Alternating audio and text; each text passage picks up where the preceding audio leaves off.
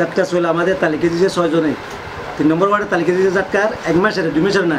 এটা বলছে যে 2 মাসে চলছে রয়েছে চেয়ারম্যান সাহেব আমাদের জন্য কোনো বৈঠকও করে নেই আমাদের জন্য পরামর্শ করে নেই উনি ঝাটকা চাল দিয়েছিল ওইটা গত মাসে আপনার ওই রমজানের শেষ নাগাদ এখন উনি প্রথম 32 কেজি করছিল আবার 37 কেজি আমাদের মেম্বার প্রতিবাদ করে 37 কেজি দিচ্ছে কিন্তু 2 মাসও দেয় নাই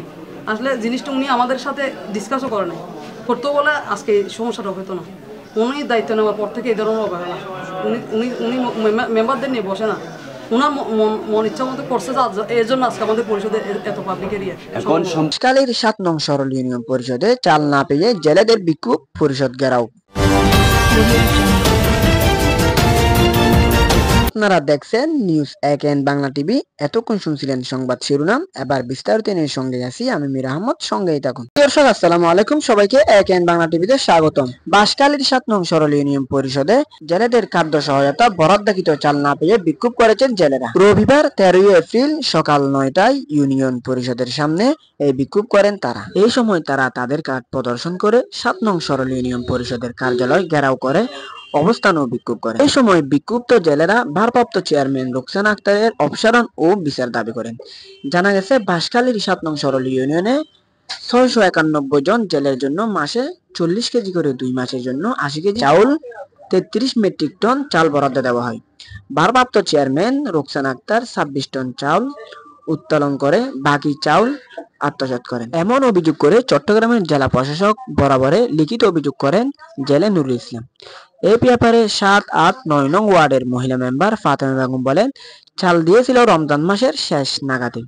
32 কেজি করে চাল কম দেওয়াতে ইউপি সদস্যরা প্রতিবাদ করে পরে 37 কেজি করে দিয়েছিল কিন্তু সাধারণ জনগণ 2 মাসের চাল পায় নাই কিন্তু এই 2 মাসের চাউল কোথায় গেছে আমাদেরকে বলে নাই তিনি আরো বলেন তিনি দায়িত্ব নেওয়ার পর থেকে আমাদের সাথে কোনো বৈঠক করে নাই তাই আজকে আমাদের পরিষদের এই অবস্থা জেলে নুরুল ইসলাম জানান জেলেদের জন্য মাসে 40 কেজি করে 80 কেজি চাউল বরাদ্দ হলেও ভারপ্রাপ্ত চেয়ারম্যান একবার 32 কেজি করে চাল দিয়ে বাকি চাল আত্মসাৎ করেন এর মধ্যে অনেক জেলে সেই 32 কেজিও পায়নি চাল না পেয়ে আমি জেলে প্রশাসক বরাবর লিখিত অভিযোগ দিয়েছি স্থানীয়রা জানান এর আগেও পবিত্র ঈদ উল ফিতর উপলক্ষে গরিবের জন্য বরাদ্দ করা বিপিএফ চাল অনিয়ম দুর্নীতির মাধ্যমে আত্মসাৎ করেন চেয়ারম্যান রোকসানা দিন অরুণ জয়দর নামে শিলকুপের সচিবকে সরলে অতিরিক্ত দায়িত্ব দেওয়া হলো বর্তমানে রহিমুল্লাহকে নতুন দায়িত্ব দেওয়া হয়েছে এত কিছুর পরও 5 বছর সহ পুরো নিয়ন্ত্রণ হারুনের হাতে বলেও জানান এলাকাবাসী ব্যাপারে 7 নং সরল ইউনিয়ন পরিষদের ভারপ্রাপ্ত চেয়ারম্যান রোকসানা আক্তারকে মুঠোফোনে ফোন করা হলে